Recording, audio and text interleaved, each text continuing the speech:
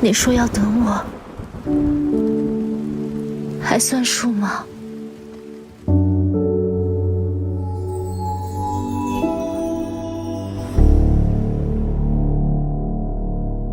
你们根本没有血缘关系。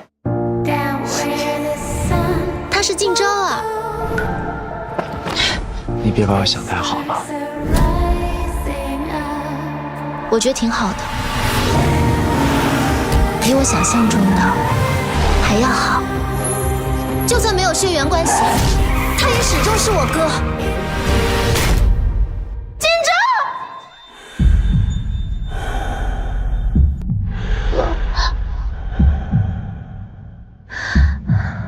我带你回家。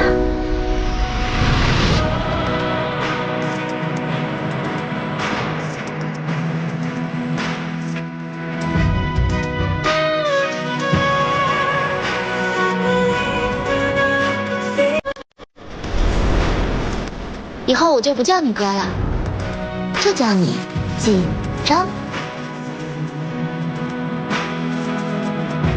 你昏头了，我也昏头了。